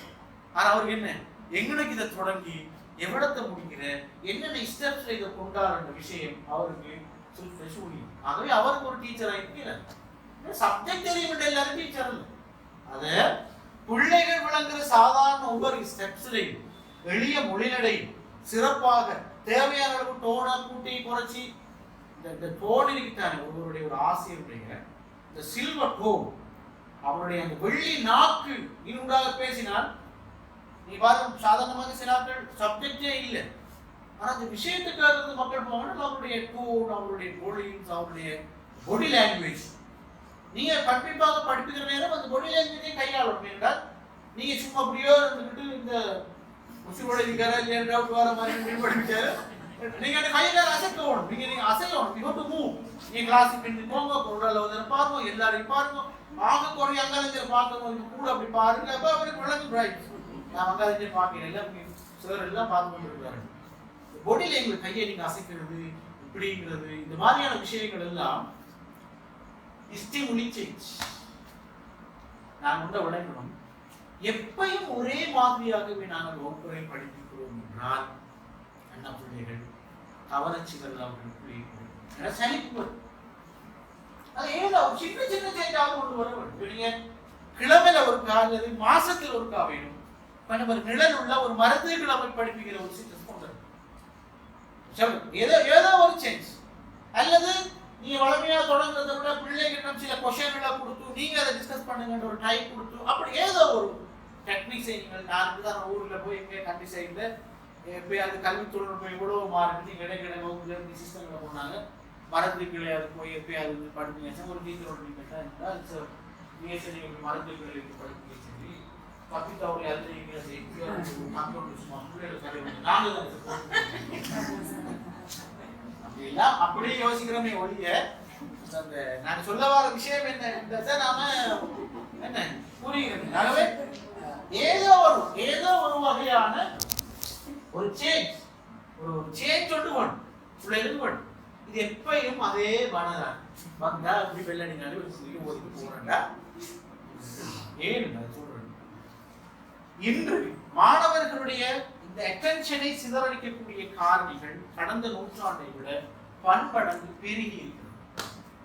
அந்த காலத்துல ஒரு கிராமப்புறத்துல ஒரு டீச்சர் இருந்தா அவருக்குள்ள மதிப்பு மரியாதை, அவருடைய பணி, அவர்கிட்ட பிள்ளைகள் படிக்க வந்த ராவல பெட்ரோல் வச்சு கொடுத்து கொண்டு கிளாஸுக்கு போன இப்ப ஃபெயில் போட்டு ஏசி கூட்டி வாடா படிப்பிருந்தாலும் அவங்க பயங்கரமான கவன சிதறல்கள் சமூகத்துல வந்துச்சு. அப்ப இவனை வச்சுக்கொண்டு நாங்க படிப்பிக்கிற விஷயங்களே பயங்கரமான சேலஞ்ச், சாதாரண ஒரு சேலஞ்ச் அல்லது மிச்சம் பயங்கரமான சேலஞ்ச். அப்ப என்ன செய்யணும்னா நம்முடைய கவனத்தை ஈர்க்கக்கூடிய புதிய புதிய புத்திகளை நுட்பங்களை நாங்கள் என்ன செய்யணும், பயன்படுத்தி கொண்டே இருக்க. இது நீங்க என்ன செய்யலாம்னா பிள்ளைகள் உங்களோட சப்ஜெக்ட் முதலாவது நீங்க செய்ய வேண்டிய சப்ஜெக்ட் டீச்சர் செய்ய வேண்டிய முதல் வேலை என்ன தெரியுமா, ஜியோகிராஃபி இந்த பாடம், மேக்ஸ்ங்கிற பாடம், இங்கிலீஷ்ங்கிற பாடம் எவ்வளவு முக்கியமானது, எவ்வளவு இன்ட்ரெஸ்டானதுங்கிற ஒரு கருத்தை முதலில் நீங்கள் மாணவர்களிடம் உருவாக்கி விட வேண்டும். It is very important. அதுக்கு நீங்க என்ன செய்யலாமோ அதை நீங்கள் செய்யணும். இப்போ இங்கிலீஷ் அதோட முக்கியத்துவம், அதை படிச்சா எப்படி, அதோட பெருமதி எப்படி. ஏன்னா காந்தி வந்து ஃபர்ஸ்ட் டைம் யூகேக்கு போன யூகே பார்லிமெண்ட்ல அங்க என்ன கேட்டாங்க, who is this half naked person கேட்டாங்க. யாரா இந்த அரை நிர்வாணம் கொடுத்து கொண்டு வருவோம் வந்தியார் பிச்சைக்காரன் இங்கிலீஷ்ல எல்லாரும் பயன்படும். அப்ப அந்த இங்கிலீஷ் என்னத்துடைய அந்த பெருமதி, அப்ப ஒரு முதலாவது இதுல தேவை, இதுல நெசசிட்டி, இதுல இன்ட்ரெஸ்ட், அந்த இன்ட்ரெஸ்ட் பிள்ளைகளுக்குள்ள சப்ஜெக்ட் டீச்சர் ஊட்டணும். It is very important. அப்பதான் அந்த டீச்சர் இந்த விஷயங்களை கூட படிக்கணும், இதை எடுத்து ஒரு ஆர்வத்தை மாணவர்கள் உருவாக்கி கொள்வாங்க. ரைட். அடுத்த முக்கியமான விஷயம், இப்ப நாங்கள் படிப்பிக்கிறோம், என்ன வெல் ப்ரிப்பேர் பண்ணி கொண்டு போகணும், எங்களோட தேவையான அளவு டோன் எல்லாருக்கும் கேட்கிறது, அழகாக நாங்கள் தெளிவுபடுத்துகின்றோம். இடைக்கடை நாங்கள் அவ்வப்பொழுது கடிக்கடி தோக்கடி இருந்தால் போடலாம், போட்டு அப்படியே சும்மா கலகலப்பான ஒரு கிளாஸ் ரூம் வடிவா எல்லாரும் விளக்குறாங்க எல்லாரும். ஆனால் இந்த ஓட்டத்தோடு எல்லாரும் ஒன்றித்து ஓடி வருவாங்க என்று சொல்வதற்கு மெல்ல கற்போர் அவனுக்கு 2 தடவை சொன்னாலும் குழந்தை இல்லை. இப்படி எல்லாம் இருக்கிற நேரத்தில் சில நேரங்களில் நீங்க இன்னொரு சிஸ்டம் இருக்கு இந்த படிப்பிக்கிறதுல நீங்கள் இந்த பாடத்துடைய மையப்பொருள், அதாவது இந்த பாடத்திலிருந்து மாணவர்கள் என்னென்ன விஷயங்களை கடைசியாக கற்றல் அடைவாக பெற வேண்டும் என்ன நாங்கள் ஏற்கனவே தீர்மானித்திருக்கிறோம். அதற்கு ஏற்ப நீங்க பிள்ளைகிட்ட கொஸ்டின் பண்ணலாம், படிப்புகளுக்கு முன்னுக்கும் கொஸ்டின் பண்ணலாம், படிச்சு முடியும் ஃபீட்பேக் எடுக்கிறத கொஸ்டின் பண்ணலாம். அப்ப உங்களுக்கு தெளிவாயிட்டு இந்த மாதிரியான விஷயங்கள் பிள்ளைகளுக்கு போய் சேர்த்து. இப்ப சேராத பிள்ளைகள் தட் மீன்ஸ் நீங்க கொஸ்டின் கேட்டு படிச்சுட்டு அவன் பிள்ளை யாரும் சொல்லுவாங்க. இப்படியான பிள்ளைகளை நாங்கள் வகுப்பறையில் எப்படி கையாள்வது என்பது முக்கியமான ஒரு விஷயம். அந்த ஆசிரியர் மாணவர் தொடர்பு இந்த விஷயத்துக்கு காரணம் அதான். இப்ப நீங்க ஒரு கொஸ்டின் கேட்டீங்க, ஒருவன் நீங்க உங்க கிளாஸ் எப்படின்னா என்ன கேள்வி சார் டீச்சர் கேட்டாலும் அவன் தான் பெஸ்ட் பதில் சொல்லுவான். சரியா கூட அவனோட பாசிட்டிவ் என்னடா பட்டாசுல கூட சொல்லுவா. ஆனா நீங்க என்ன செய்யணும், இவனுக்கு டீச்சருக்கு கோவம் வருது, சரியானது சொல்லோட 10-15 கொண்டு பேசிட்டு நீங்க பாருங்க. வகுப்பறையில் மாணவர்கள் தவறான செயல்பாடுகள், அதாவது ஒழுங்குமுறை பிரச்சனை வரும்போது ஒழுங்குமுறை பிரச்சனையை எழுப்புகின்ற மாணவர்கள் குறித்து ஆசிரியர் என்ன மாதிரி ரியாக்ட் பண்ணுகிறார் என்பதை பொறுத்துத்தான் அந்த மாணவருடைய ஒழுங்குமுறை பிரச்சனையின் அடுத்த கட்டம் அமைகிறது. It is researchly proved. அப்படின்னா அப்படி ஒரு பரிசை அனுப்பி நீங்க என்ன செய்ய போறீங்க? சரிமா நீ சொன்னது சரியா, அவர் சொன்னது முழுமையான சரி, நீ இன்னும் அப்படி சொல்றது ட்ரை பண்ண. இவனை நீங்க எப்படி சீட் பண்ணணும் என்றால், இவன் கொலையத்தை செஞ்சான், ஆனா அவனோட இன்னொரு பக்கம் என்ன தெரியுமா? forwardness. அந்த forwardness you have to appreciate.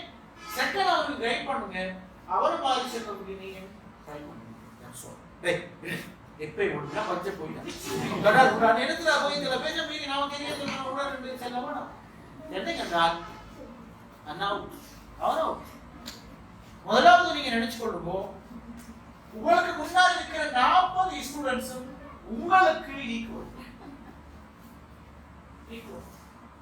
சமம். நீங்க அவனை மெஸ்ஸில் 80 எடுத்தவன் உண்டு, 40 எடுத்தவன் உண்டு பார்க்க வேணும். 40 பேரும் உங்களுக்கு சமமானவர்கள். அப்ப 40 பேர் நீங்க என்ன செய்யணும்? you have to treat them equally. 40 பேரை நீங்க சமமாகவே ட்ரீட் பண்ணணும். புரியுதா? ஐ கான்டாக்ட் எல்லாரோடையும் உங்களுக்கு தந்திருக்கிற பாட வேளையில் நீங்கள் அவ்வளவு பேரும் மோதியே மாற்றணும். அதான் எஃபெக்டிவ். உங்களோட பார்வை மனித பலவீனம் என்ற வகையில் 80.7 தான் திரும்பி பார்க்கணும்னா நீங்க ஒரு தவறு செய்யணும். நீங்க எல்லாரையும் பார்க்கணும். மெல்ல கற்போத நீங்க அந்த ஒரு அளவு ஒரு மட்டத்துக்கு ஏதோ கொண்டு வருகின்ற ஒரு பொறுப்பு எங்களுக்கு உண்டு. அப்படி அந்த பொறுப்பை சுமந்திருக்கிற நேரத்தில் அந்த முன்னுக்குள்ள கட்டித்தனமானவரோட மட்டும்தான் உங்களோட இன்ட்ராக்ஷன் இருக்கும். அவங்கள தான் பேசுறீங்க, அவங்கள தான் கதைக்கிறீங்க, அவங்கள தான் சிரிக்கிறீங்க, அவங்க தான் பார்க்குறீங்க. பின்னால உள்ளவன் ரொம்ப அவனோட பாடத்துக்கு அவனுக்கு ஒரு இடத்துல காய்ச்சி கொண்டு நான் பஸ்ஸில் பிடிச்சிக்கிட்டு வராங்க மாதிரி சொன்னால் அவனோட எஃபெக்டிவ் ஏதோ ஒரு போடா உண்டு. ஏன்டா இது பாருங்க, நான் சொன்ன ஒழுங்குமுறை பிரச்சனைகள் எழுப்புற பிள்ளைகள் சம்பந்தமாக எங்களோட ரியாக்ஷன் எப்படி ஒருவன் ஒரு இப்போ சில பிள்ளைகள் சேர்ந்து முந்தி ஓடிடி பிள்ளைகள் இருக்காங்க. நாம சொல்ற பார்த்து குழப்படிக்காரங்க தொட்டால் ஒரு கதிரை உதச்சு ஒடிச்சு பிடிப்பா அவனுக்கு தெரியும் இவன் தான் உதச்சாங்க. நீங்க அவனை போடுறாங்க தோக்கல உனக்கு விளங்குது முடியாத வேலை இவன் தான் செய்யறான். நீங்க அப்படி திரும்புற நேரம் எங்களோட கிளாஸ் 2 பேர் இருந்தாங்க அப்படின்னா அந்த நேரம் இந்த பண் கொடுப்பாங்க ஸ்கூல்ல. இந்த வள்ளல் துண்டை வச்சுமா நீங்களுக்கு எறியிருக்கு. பவுல தமிழ் பாட சார் எழுதக்குள்ள முதுகுல படி அளவு கம்மிட்டீங்க யாரா வந்து ஒரு திருப்பி. ஏன்னா அவனை சொல்லி கொடுத்தாலும் படம் படத்தை உள்ளே அவன் அடிப்பாங்க. அவனை நீங்க பர்சனலா அப்ரோச் பண்ணணும். அவனை அப்ரோச் பண்றது ஒரு கலெக்டிவ் அப்ரோச் உண்டாகிட்டு அவன் பிரச்சனையை தீர்வு காணணும். அவனை கூட வகுப்பறையிலே அவமானப்படுத்துதல், அதை மெல்ல அப்படியான பிள்ளைகளை கூட அவமானப்படுத்துவது, கோஆபரேட் பனிஷ்மென்ட், உடல் ரீதியான தண்டனை எல்லோருக்கும் கொடுப்பது என்பதெல்லாம் இன்று கல்வி உடமையாளர்களால் நிராகரிக்கப்படுகிற விஷயம். ஏன் நிராகரிக்கிறார்கள் என்றால் இந்த மாதிரியான கோஆபரேட் பனிஷ்மென்ட் அல்லது அவனை அவமானப்படுத்துவது என்பதனுடைய ரியாக்ஷன் இதை விட மோசமானதாக இருக்கும். அப்ப அவனோட பர்சனாலிட்டி அது கூட பாதிக்கும். எனவே நீங்க அப்படியான குழப்பக்காரன் இருந்தால், அதான் நாங்க சொல்றோம், கல்வி உண்மையான அந்த கல்வி நடவடிக்கைங்கிறது, நான் வந்து இப்ப டீச்சர்ஸுக்கு வெளியில சில ஸ்டேக் ஹோல்டர்ஸ் அண்ட் பேரண்ட்ஸ் என்ன எல்லாரோடும் சம்பந்தப்பட்ட ஒரு விஷயம். நீங்க செய்ய வேண்டிய மேக்ஸிமம் தெரியுமா, தொடர்ந்து உங்களோட அவதானம் இருக்கும். நான் இப்படி ஒரு மொழியை நம்ம தேர்வு செய்யுங்கள், பிரின்சிபலோட போய் உதவி செய்யுங்கள். இவன் கற்பித்தலுக்கு தொடர்ந்து இடையூறாக இருக்கிறான் தான் என்று கருதினா, மூணாவது அடுத்த கட்டமாக பேரண்ட்ஸ் தொடர்பு டிஸ்கஸ் பண்ணி ஒரு தீர்வு காண்பார், ஒரு டைம் கொடுப்பாங்க. அவனுக்கு ஏதோ பிரச்சனை, அவனுக்கு ஒரு பிரச்சனை இருக்கு, இவனோட கொடுப்போ இங்க வந்து பிரச்சனை. பயங்கரவாதம் உலகத்தில் எல்லாருமே இருக்காங்க. என்னடா பயங்கரவாதம், ஏன் அவன் பயங்கரவாதம் இருக்கான்னு ஒருவன் ஆரம்பிச்சுக்கானா தெரியல. அதான் பிரச்சனை. ஒரு ஆயுதத்துக்கு போராடும். பலஸ்தீனத்தில் ஹமாஸ் போராடுது. பலஸ்தீன மக்கள் சொன்னா அது விடுதலை போராடுகிறது. இஸ்ரேல் சொன்னா அவன் பயங்கரவாதி. இதே ரெண்டு ஒரு ஆளை பத்தி ரெண்டு கருத்து சொல்லலாம். எல்டிடி பயங்கரவாதி அரசாங்கம் சொல்றான், எல்டிடி விடுதலை போராடுன்னு தமிழ் மக்கள் சொல்லுது. எது போல எது சரி. முதலாவது காரணம் ரூட் காசஸ். அவன் அப்படி இருக்காங்க, ஒரு காரணம் இருக்கு. எல்லா பிள்ளைகளும் அப்படிக்கா இல்லை, மூணாவது தான் அப்படிங்க.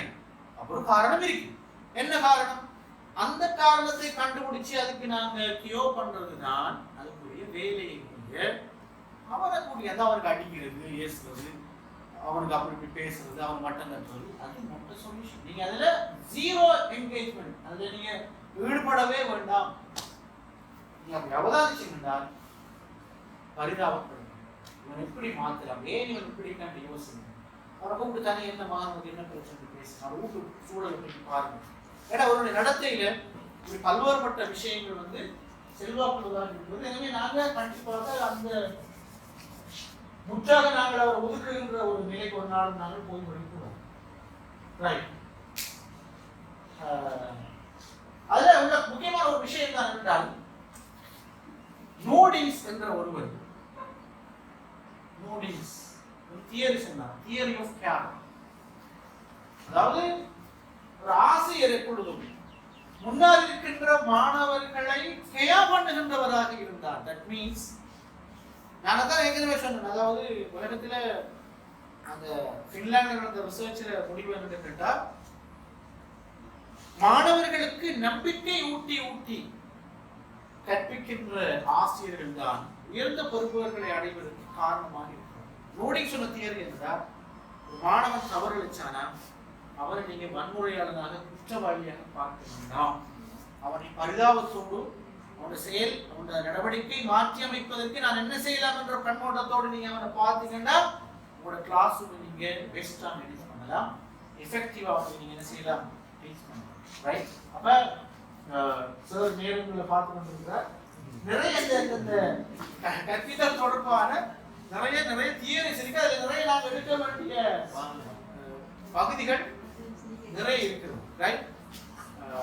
எனவே இந்த நான் ஆரம்பிச்ச நேரம் உங்களோட நீங்கள் கற்பதற்கு ஏற்ற ஒரு தமிழ் நிலையில் இருக்கணும். வடகிரி என்றால் வடகிரி பயங்கரமான ஒரு சொல். நான் நினைக்கிறேன் அந்த இதுக்கு சிங்களத்துல இருக்கிற சொல் மட்டும்தான் முழு உலகத்தில் இருக்கிற எல்லா மொழிகளும் மிக பொருத்தமான சொல் வடகிரி. அந்த தீயோடு நாங்க தொடர்ந்து எவ்வளவுதான் இன்ட்ரெஸ்டான விஷயம் இருந்தாலும் நான் படிக்கிறது. இந்த மாதிரியான இதெல்லாம் எங்களுக்கு ஏற்கனவே தெரியும். நாங்கள் இதை நாங்கள் எந்த அளவு தூரம் வகுப்பறையில பிரயோகிக்கணுங்கிறது முக்கியமான ஒரு விஷயம். நாங்க எல்லா பிள்ளைகளையும் கவனம் செலுத்துவோமா, எல்லாரையும் பார்க்கிறோமா, எல்லாருக்கும் வழங்குறாங்கிறது நாங்கள் உறுதி செய்கின்றோமா, எந்த அளவு தூரம் நாங்கள் அதை ப்ரிப்பேர் பண்ணி கொண்டு வருகிறோம், எல்லா விஷயங்களும் முக்கியம். நாங்கள் சொன்ன பிரைன் ஸ்டார்மிங், இமோஷன் பேலன்சிங் பண்ற எல்லாத்தோடையும் டைமை நீங்க மேனேஜ் பண்ணவே. எங்களுக்கு ஒரு சார் படிப்பிச்சாரு, நாங்கள் படிச்ச ஒரு கல்லூரியில் இருக்கிறார். அவர் விரும்பி வருவார் அப்படின்னா மாணவர்களை வழிகெடுக்க வேண்டும் ஒரு எண்ணத்துடன் அவர் வாழ்வார். அவர் வந்து படிச்சு ஒரு 5 நிமிஷம் செய்கிறார், மொழியை தேவையில்லாத ஒரு கேட்பான். அவரே அடுத்த 35 நிமிஷத்துக்கு நாசமாகி போடும். கடைசி செல்வார் வழிகெடுத்தீங்கன்னா அவருக்கு தேவையில்லை. ஏன்னா அவர் படிப்பீர் இங்கிலீஷ் கூட கதை சொல்றது அது வெறும் வேலை கிடைக்குது. கவனம் பிள்ளைகளுக்கு நேரம் என்றது ஒரு அமானிதம், அதை நாங்கள் சரியாக பயன்படுத்துகிறோம். மேக்சிமம் எங்களுக்கு இந்த அல்டிமேட் நான் சொல்ல வர விஷயம், ஒரு பிள்ளைக்கு தன்னம்பிக்கையை ஊட்டி ஒருவன் 50 எடுக்கான மேக்ஸ்ல நீங்க செல்லுங்க மகன் மேக்ஸ் கொஞ்சம் கஷ்டம் தான் வார செகண்ட் டேர்ம்ல 60 எடுக்க ட்ரை பண்ணணும் கேள்வி ஏன் நான் சொல்லுவேன் அவனை இனிமேல போயிட அவனுக்கு முக்கையில் அவனுக்கு சரியே படாது அவனுக்கு மேக்ஸ் ஓடாதுடா விட்டுடா இப்படி செல்ல வேண்டாம் அவனை அடுத்த கட்டம் உங்களுக்கு நல்லா வழங்குது அடிமன சேலைகளுக்கு இனிமேல போய் 2 வழங்கினாலும் நீங்க என்ன செய்யறீங்க வாயால் செய்ய ஏன்னா இந்த ஸ்கூல்ல காப்பிக்கு வெளியில போற நேரம் அவன் படிப்புல ஒரு பெரிய தொழிலுக்கு போகாட்டி பிசினஸ்ல போயிருக்கும் நேரம் நீங்க சொன்ன யூகேன்றது அவனுக்கு பயன்படும் இதுதான் கல்வியில் உள்ள வேல்யூஸ் நீங்க சொன்ன யூகேன்றது அவன் பெரிய எப்பொழுது எம்பிபிஎஸ் ஆகிறதுக்கு பயன்படுறதுதான் ஆனால் நீங்க சொன்ன யூகேன்றது அவனோட பிசினஸ்ல நீங்க ஓ லெவல் ஃபெயில் ஆனவன் மல்டி பில்லியனர் வாய்ப்பான்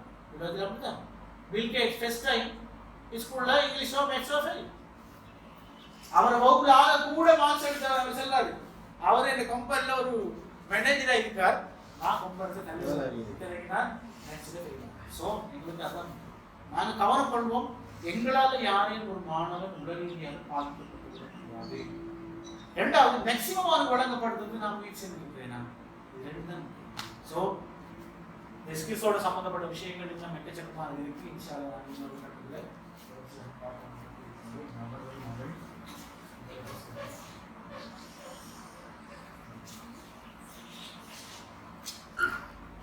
கேள்வி இருக்குதான் கேள்வி கேட்க மாட்டேன்